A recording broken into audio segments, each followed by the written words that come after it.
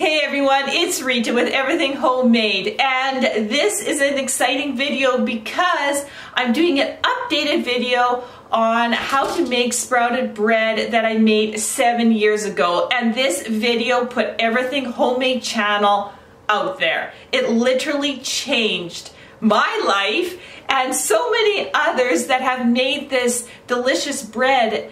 And it just amazes me how many comments I still, 7 years later, I get with this technique that I do, how it changed people's way of making sprouted bread. And it is the coolest thing ever to be able to touch people's lives by simply making this bread and connecting with them. So I just want to say thank you so much for trying this out and enjoying it as much as my family does and as much as I do.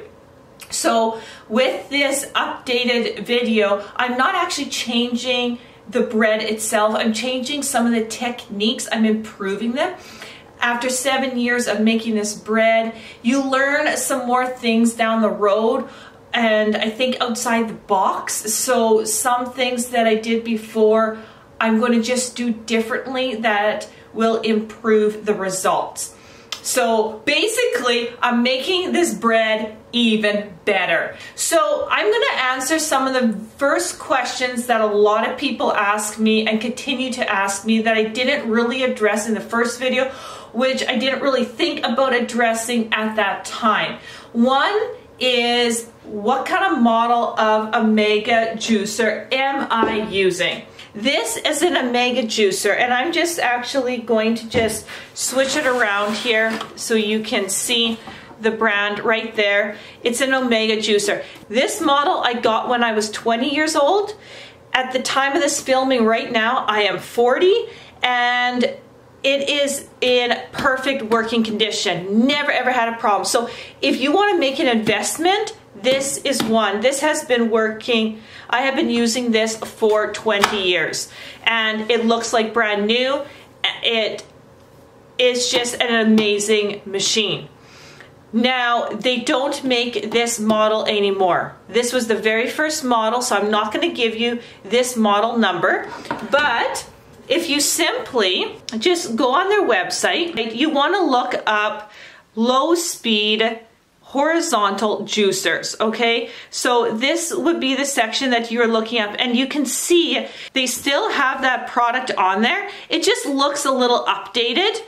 You can go and scroll through it.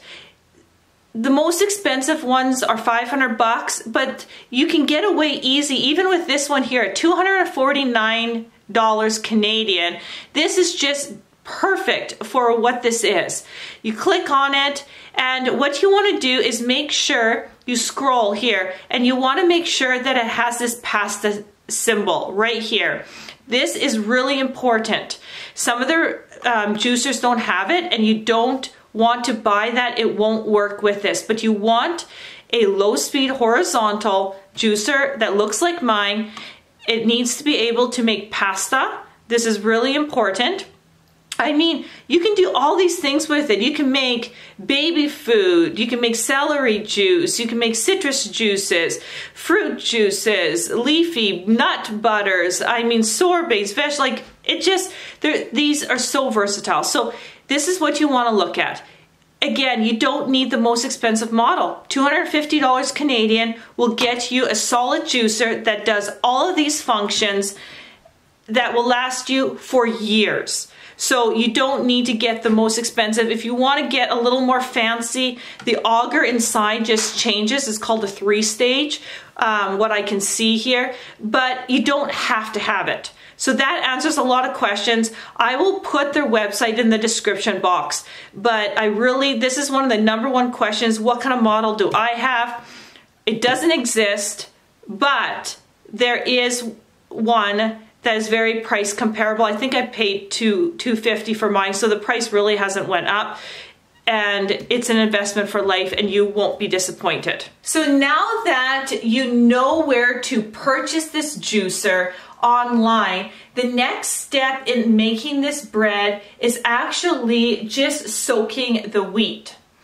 But before I get to that, I just want to let you know that I am now a cookbook author. So Everything Stevia was the very first cookbook I put out a couple of years ago. It's still available on the website. If you want to learn how to bake everything with stevia, how to grow stevia, how to harvest it, how to make your own stevia extract, this is the book for you. It actually has whole wheat recipes. It has gluten-free recipes in there. It is definitely 100% using the sweetener stevia that you make yourself. So I include there, if you can't grow it, where to buy the bulk herb in the US and Canada, how to make this sweetener yourself to save money, and all these recipes, 160 plus recipes. So definitely check out that cookbook. If you love sourdough as much as I do as well, you can definitely pre-order my next cookbook that's coming out and will be shipped in May. It's called Everything Whole Wheat Sourdough Cookbook. So I'm showing you how to make, obviously, sourdough breads. I'm showing you buns and croissants and crepes and flatbread and cinnamon rolls and cakes and cookies and muffins, and oh man, there is so much more, all using sourdough. Now I am using whole wheat. I tell you in this cookbook how to use spelt, how to use commute, also how to switch these recipes to a little bit of different grain if you want to use a little bit of rye in there. Majority, this cookbook is set up for whole wheat, but you can use other flours, and if you don't want to use whole wheat, I do tell you how to use white flour instead of. This sourdough cookbook, I will mention 3 different sweeteners for most of the recipes. So whatever your lifestyle is, whether you want to use the stevia extract that I showed you how to make in my first cookbook, Everything Stevia, or if you want to use honey or maple syrup or corn syrup or whatever liquid sweetener you want to use, you can. I give you the proportions for that. If you don't want to use stevia and you don't want to use liquid sweetener, but you want to use a granulated sugar such as a organic cane sugar, or even a white sugar, or coconut sugar, or monk fruit, there is proportions for that. So this cookbook, this sourdough cookbook, has proportions for all different kind of sweeteners to choose whatever lifestyle you live. I also show you step by step with hundreds of pictures throughout the book how to take care of your sourdough starter. I have my very own 2-step method that I use for sourdough to simplify it for busy lives like mine. You know, soak for 24 hours, bake, soak, bake.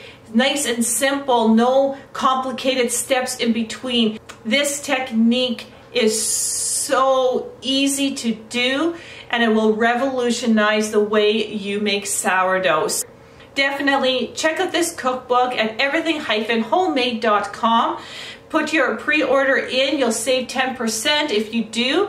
And I just can't wait for this cookbook to get out there into the world so everyone can start using this really cool technique that I developed. So with that, these cookbooks are exclusive to my website, everything-homemade.com. Check it out. So let's get back to the next step. Our next step in making this delicious sprouted bread is to have 4 cups of wheat. I'm using just winter wheat, so it is organic, it's non-GMO'd, this is not commute or spelt. The availability of that for me isn't that great here, but you can do the same thing for the entire wheat family for this bread. So if you have spelt, if you have commute, you can definitely use it just the way that I'm going to do this wheat.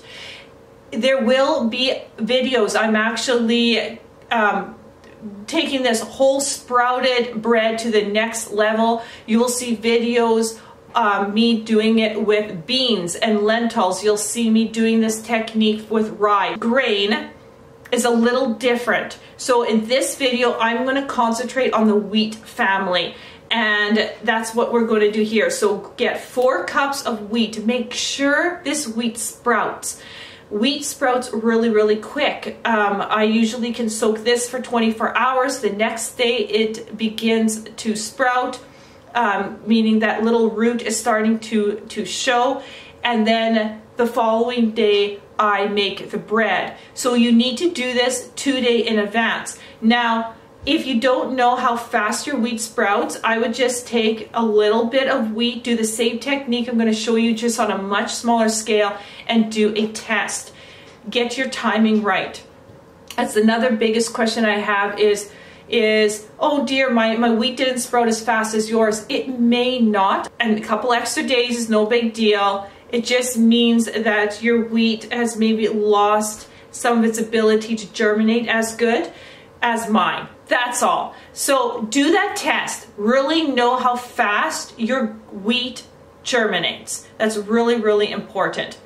So what I'm going to do is take 4 cups of wheat, and I'm going to put it in an 8-cup measuring cup. Okay, in this measuring cup, I'm going to basically fill it right up to the 8-cup mark, just with cold water. You don't want to use chlorinated. This is just filtered cold water. So I want to get this up to that 8-cup mark or just a little bit more. And then I'm just going to mix these wheat kernels here that decide to float to the top as much as I can.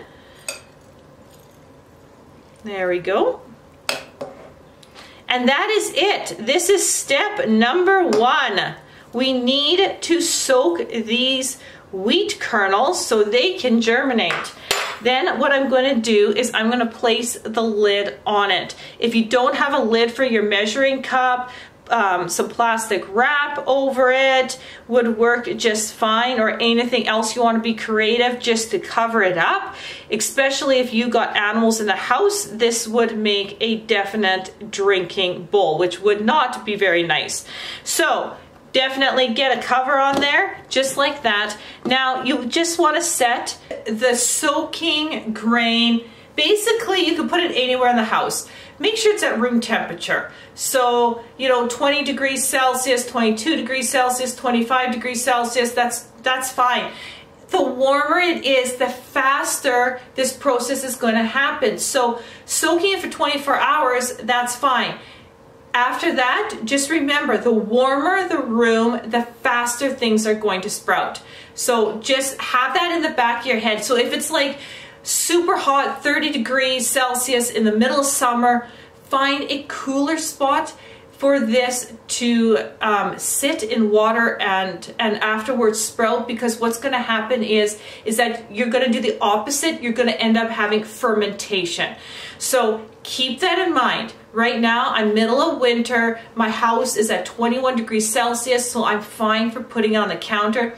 If it was middle of summer and warmer than 25 degrees Celsius, I would put this down in my basement, where my basement is on average at 19 degrees Celsius. Even if it would take 1 day longer to sprout, that's okay. It's better to extend a day than for it to ferment. So keep that in mind. Otherwise, for now, just let this sit on your counter for 24 hours. So for this part, you can drain the water just in the sink, or you can capture it in the bowl. I'm going to use a bowl because I learned that this water is actually really good for plants. So I will take this water and water my indoor or outdoor plants with it. It's called free fertilizer. So that's also a change from the other video. I discard the water and now I save the water. So have a strainer, and then you want to take, I'm just going to show you here first. This is your wheat. This is what it looks like. You can see there's some extra water on top. That's just fine. It's actually worse if there's no water. That means that the wheat absorbed everything and could have absorbed more. So this is really good. So what I'm going to do is take this very full measuring cup, hold my strainer over, and just drain that water. And you want to get it all.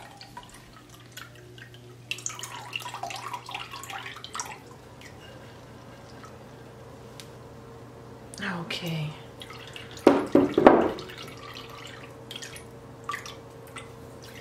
I like to give it a little shake just in case there's some water trapped, you know, in the middle of the wheat. That's looking pretty good. And you can notice, I'm just going to hold this off to the side. You notice the water here has an orangish, brownish tinge to it. This is so good for the plants. So definitely never throw away this water. So we have, yeah, basically everything drained out of it. So that's looking really good. And then what I'm going to do is I'm just going to set this off to the side. Is I'm going to take my measuring cup and I'm just going to move the kernels down, and I'm only going to put half of this back in. So that way it has a little more breathing space to germinate. I'm not going to fill this back up with water. I find that molds quicker, and this method is just a lot better for sprouting. So that looks really good for this one. And then what I'm going to do is I have another container here. Now if you have 2 large measuring cups, use 2 large measuring cups. Then what you want to do is put the other half into another container.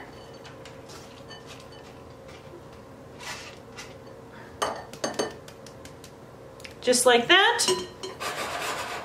And now this is going to sprout. You're going to have it look like this. Now what you want to do is place the lids on top because you don't want these to dry out. I know there is no air circulation coming up from these lids, but this is only going to take 24 hours to sprout from here. So it's not enough time for mold to build up. Wheat doesn't mold super easy, but this really helps keep the moisture locked into your containers so your wheat here does not dry out. And otherwise it won't sprout. So tomorrow, exactly 24 hours later, we will see the beginning of little roots coming out. And I'll get a close-up look, and that's the perfect time that you want to make your bread. Because the kernel has just activated, and that is the perfect time to make that nutritional bread, because the wheat hasn't made that green sprout yet. Once it makes that green sprout, all the energy now is in the sprout. I want still that energy, the nutrition, to still be in these wonderful kernels or seeds that we're making this delicious bread out of. I want that nutrient still in here, but I don't want that lactic acid that now that we have taken it away by soaking it and by it starting to activate with that root. So that's why it's so important to get these kernels to have that little root that's going to show, and so you lock in that nutrients for our bodies. So let me cover this back up. There we go. Place this again on your counter out of direct sunlight. You don't want the sun to hit this and heat it up because mold could grow. You want it just again on your counter or on a separate table out of direct sunlight at room temperature for another 24 hours. It is day 3, and this is the best part about making this bread. Is the kernels have now got the little root on them, and I'm going to show you that right away. And we're going to turn these kernels into bread. It will blow your mind how cool this is going to be with this juicer. So let's first look at the sprouts. Then we're going to get the dish ready for the bread to get baked in, and then we're going to transform these kernels into a dough and blow your mind. Okay, let's take a look at these kernels. Okay, here it goes. Take a look at this, and the little white that you see at the end is the root that is starting to come out. So take a closer look now, and I show you there, I kind of circle it those are the little roots that are coming. So that is the seed coming alive, and that is the exact stage in which you need to make this bread. If you wait too long, that root is going to grow a bit longer, and then an actual sprout will come out, and then all the energy from that kernel is going to go into making, obviously, the wheat plant. And by that time, then the kernel doesn't have as much nutrients, and that basically means that there's not really all the nutrients and goodness in that kernel. So this is the stage you want to do it right when you see that root coming out. That's exactly when that kernel is activated, and you need to make your bread. What I'm going to do is set these two aside, and let's talk a little bit about the dish. So this is going to change from the other video, and I'm going to make it, and I'm going to use a dish that's even better. So first of all, I just used a pie dish because that's what I had.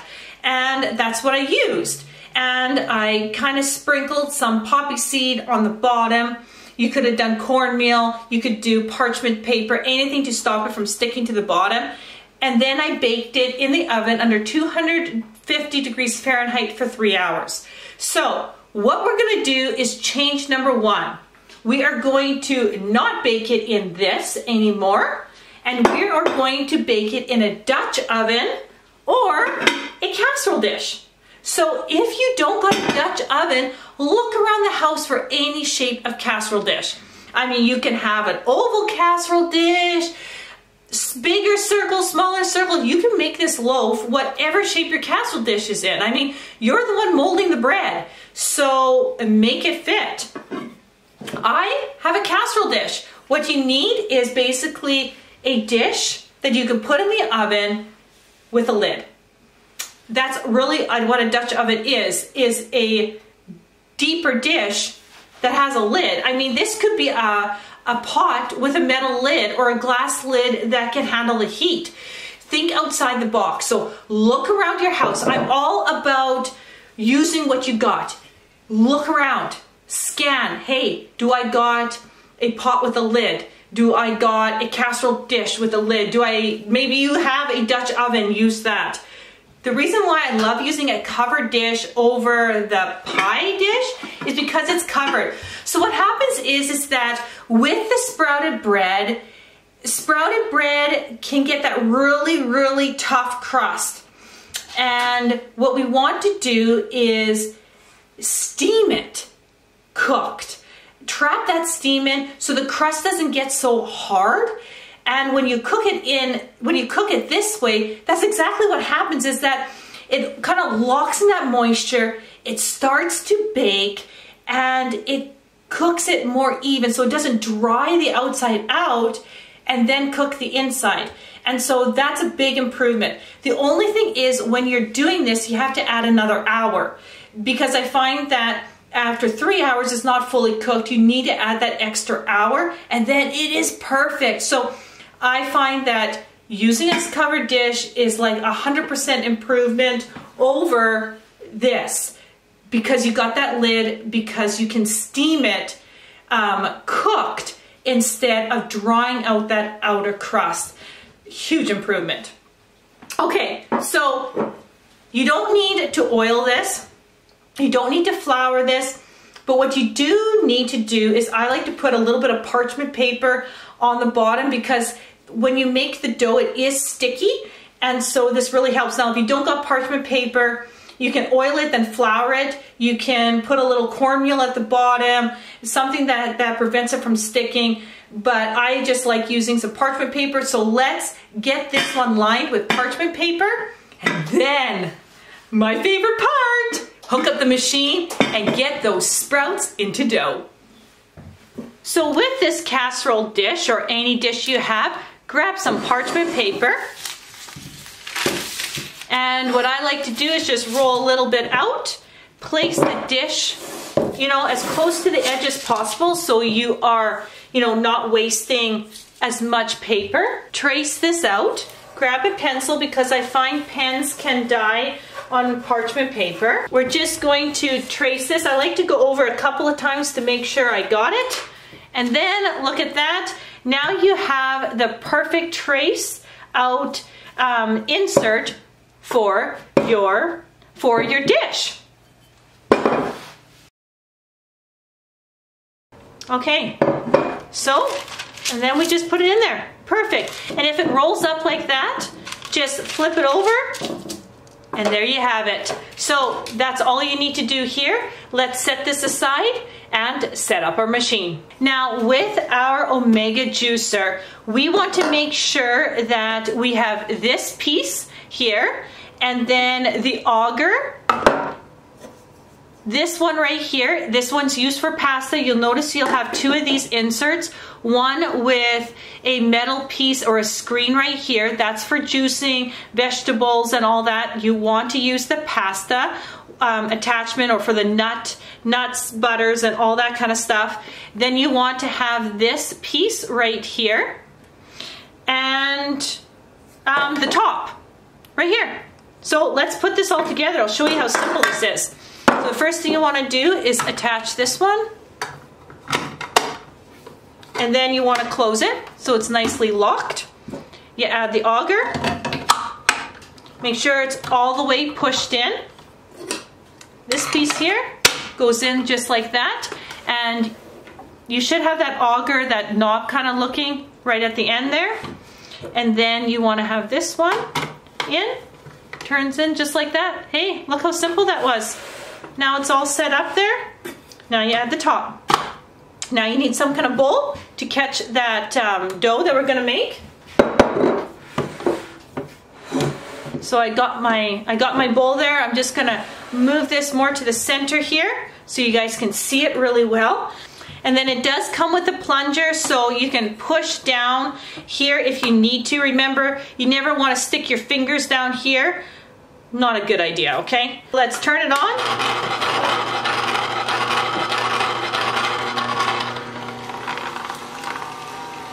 Look at that!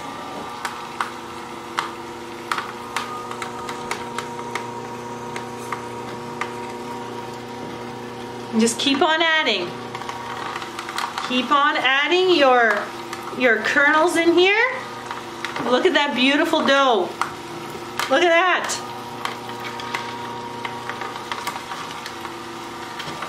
Just gonna turn my bowl a little bit as we go here.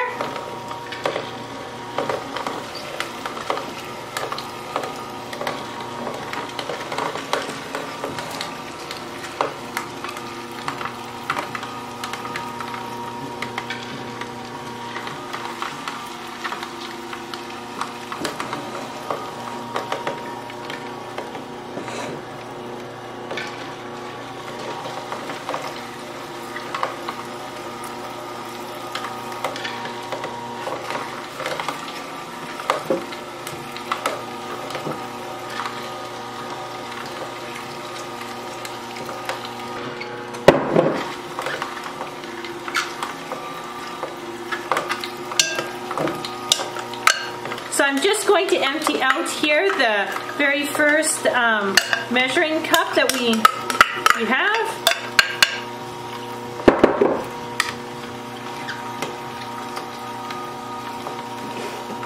Okay, doing the second one.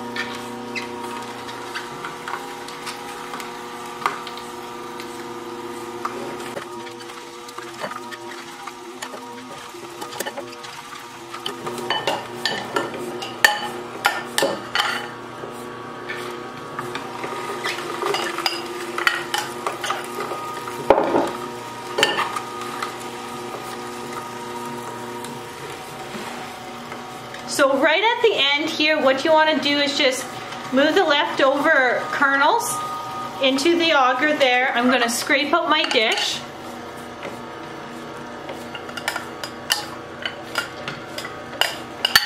Make sure I get every single one of them in there.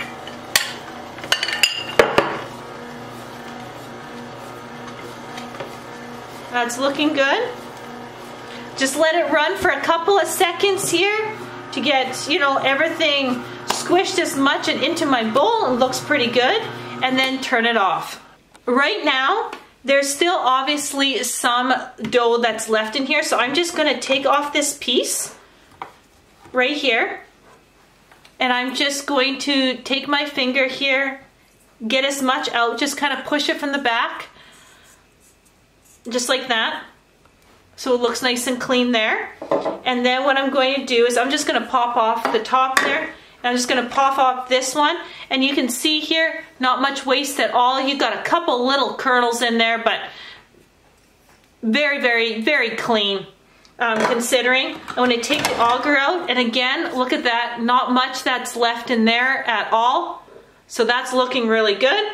So word of advice, the second you are done with these, put them directly into your sink and put some water over them, because this dough will literally cement on here. So I'm going to immediately put these in my sink and run some hot water with a little bit of dish soap and let them soak while I get the rest of this bread together. Okay, so now we are left with this beautiful dough. Look at that. It just amazes me. Okay, so what you want to do now is grab a little bit of salt. I'm using Redmond sea salt. It has full minerals in it, and just, in my opinion, one of the best salts. I absolutely love it. And I'm just going to put a teaspoon over it.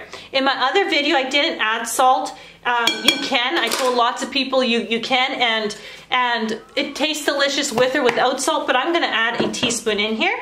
Then what I'm going to do is, this dough is a little bit sticky, so you can either put a little oil on your hands or make your hands moist.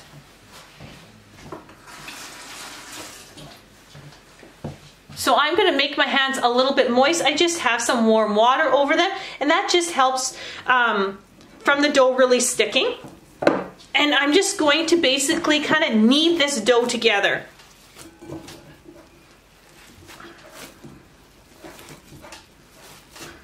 And mix in that salt. You got to put a little effort into this.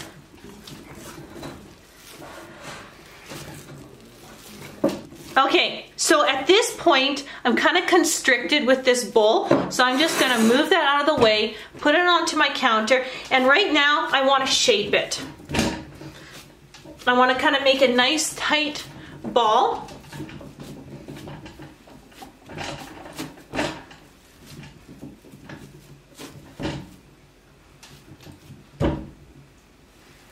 And then what I want to do is just press it down. Now, you can make this as thick as you want, in any shape that you want. It doesn't really matter. But I like to make it something like this, and I'll take a measurement for you in a second of what I have here. I like to make it into a nice circle, like so. So let's get an actual tape measure out and measure this. Okay, you guys, we are about 6 inches in diameter, okay? And we are about 2.5 inches tall.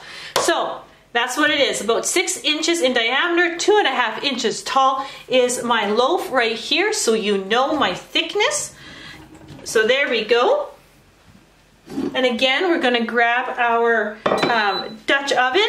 You can also preheat your oven to 250 degrees Fahrenheit. I'm going to be cooking mine in my toaster oven because it fits my casserole dish. So instead of using my big oven, I'm just going to utilize my smaller oven at 250 degrees Fahrenheit. So there you have it. This way it doesn't hit the sides, it won't stick, and we got it right on that parchment paper. Then all you need to do is grab your lid, put it on, and let's put this baby in the oven. Ready? Let's open it up. So I have it at 250 Fahrenheit. And I'm going to put it in. just like that. Close it up. And I'm gonna put in for 4 hours. It's gonna cook here nice and slow to retain as much nutrients as possible. So we're definitely gonna cook it nice and slow and long. So there you have it. It's on, and I will see you back in 4 hours. 4 hours is almost up, so the next thing you need to think about is how to cool down this bread. This is not an ordinary bread.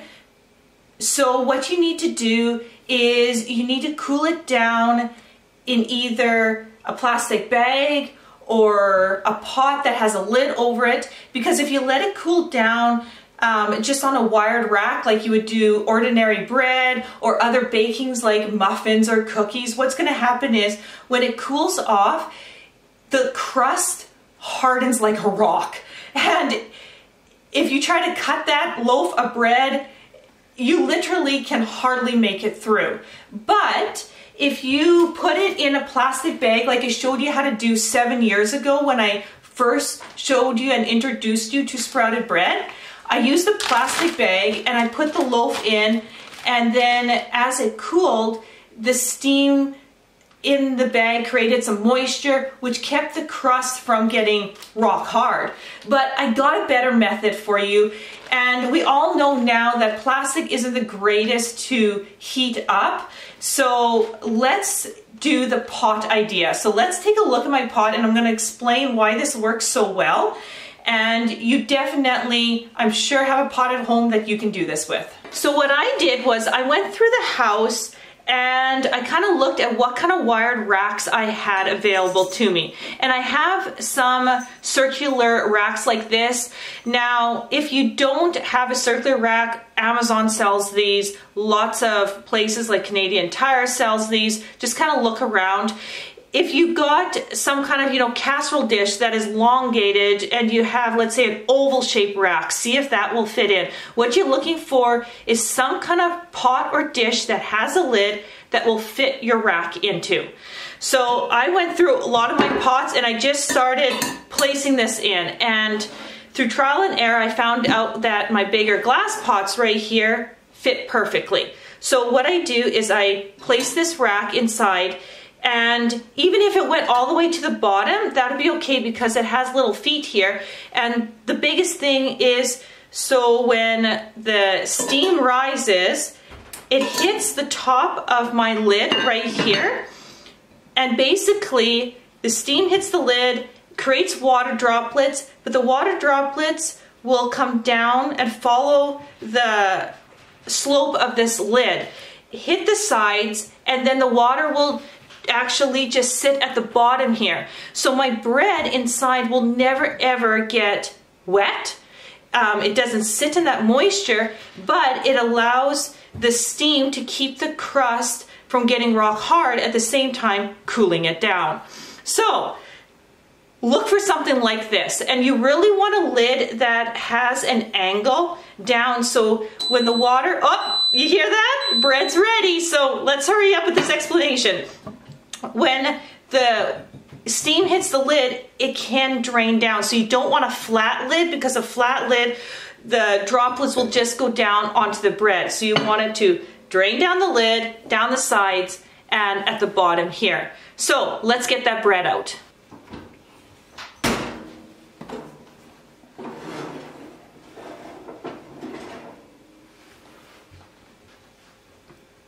So what we want to do is take the lid off. And I'm just going to show you here, get a close-up of how this bread looks. Look at that. Gorgeous.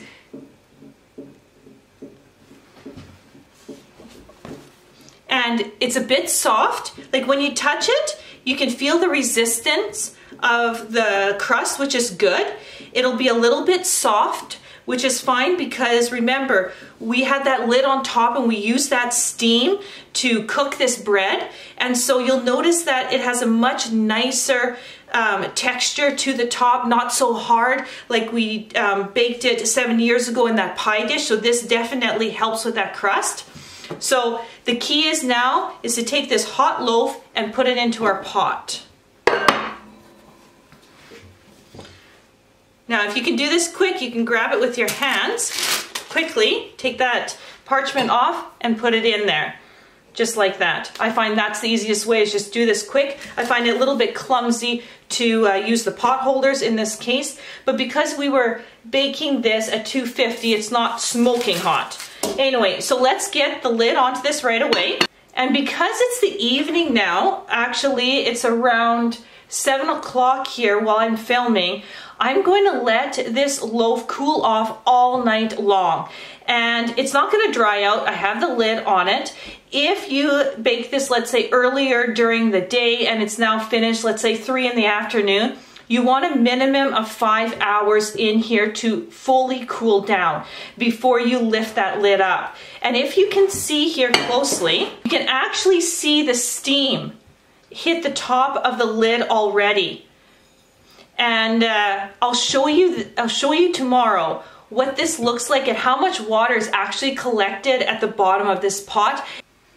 So now that we have let this sit in the pot here to cool down overnight, we're actually about 10 o'clock this morning, so it had quite a long time to cool down. You can actually see the droplets of water on the top of my lid right here. So what I'm going to do is I'm going to quickly remove my lid and turn it over so the water droplets don't drop onto my bread. So let's do that. Okay, so take a look. And when you touch your bread, it shouldn't be wet at all, and mine isn't. It looks great, but what you're gonna notice is I'm gonna put a little pressure on top. It's actually still a bit soft, and before, when I cooked it in that pie dish, this would be so much harder. So this method works really, really well, like I said, so you don't got that really rock hard crust, so it's going to be fairly easy to cut through. Now I'm going to just remove this rack and tip my pot, and you can see the water there. So we got a couple of tablespoons of water that has settled to the bottom. Let's put this pot aside and let's cut up the bread.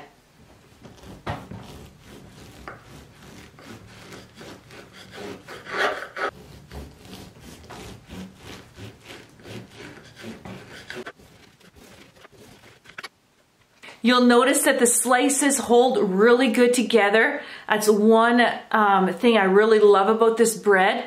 The other thing is I can cut these slices fairly thin, and it holds together really well. You can see that right there. And the smell is just out of this world. It smells so good in here since I cut this loaf. And so now the next thing that we need to do is obviously eat this. This bread really tastes good toasted. You get a really nice toasted wheat flavor. It intensifies when you toast it. That's one of my best ways that I love eating this bread. And then add some butter to it, or peanut butter, or make a sandwich out of it. Because I can cut these thinner, even though they are, even though this bread is a little heavier, when you can cut the pieces thinner like I did, you can easily make a sandwich out of this, and it's really easy to eat. And of course, it's filling. So you only need one slice of bread to fill you up, you know, or one slice of bread beside your eggs, and you've got a really, really good meal. So let's toast one of these pieces, and then I'm going to put butter on just a piece of bread here and taste it.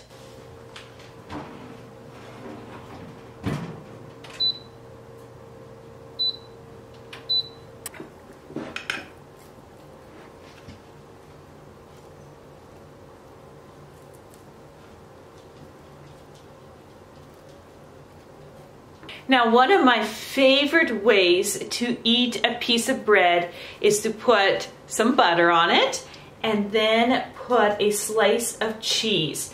Now, this is cheddar cheese that I've made, and if you want to know how I made this cheese, I'll put links in the description box below to videos where I show you how to make homemade cheddar cheese.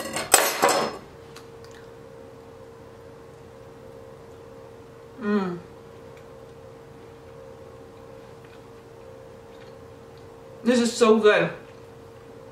In the comments, put down there if you tried this, because I love hearing from you. So let's talk about storage for a moment. What I like to do is I like to pre-cut my loaf, just like I showed you there, only I'll do the entire loaf, and then I just put it in a Ziploc bag or any kind of plastic bag. You can even put it in a container if you want to, and then that'll be okay for about 2 to 4 days. You sometimes can get away with a 5th day if your house isn't too warm, but after that, the bread's gonna mold. So if you want long-term storage, again, just put it in a plastic bag, put it in a container, and get it in the freezer. In the freezer, you've got 3 to 6 months to use this bread.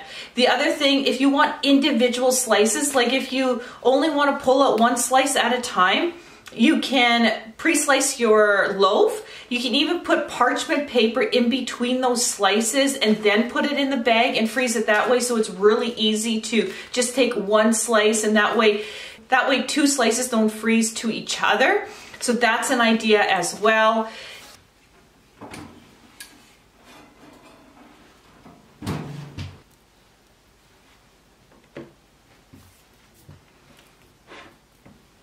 Okay, so let's butter this one up.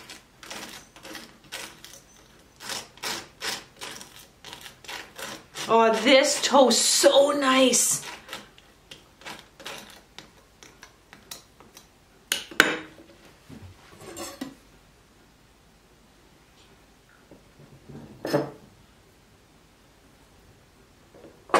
Okay.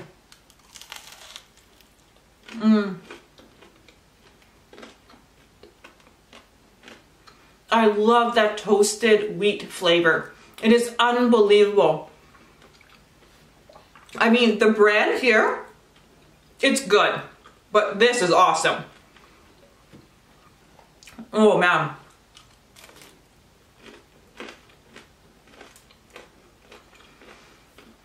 And when you use that new technique that I just showed you about it cooling in the pot, the crust doesn't get so hard. I know I said that a few times, but it makes a big difference when you want to toast it, because before, even when you toasted it, that crust got, I mean, it was hard, and then it got like rock hard. Well, this crust, you can easily bite through it, and it's just perfect. So enjoy your sprouted bread. Don't forget to like this video, share it, and subscribe, and hit that notification button. Make sure you watch out for future videos, as I'm going to be posting other videos using the sprouted method with different kind of grains and lentils and beans, just to give you more ideas of what you can do with your Omega machine and how to make some awesome sprouted bread. We'll see you on the next video. It's just my pre-lunch.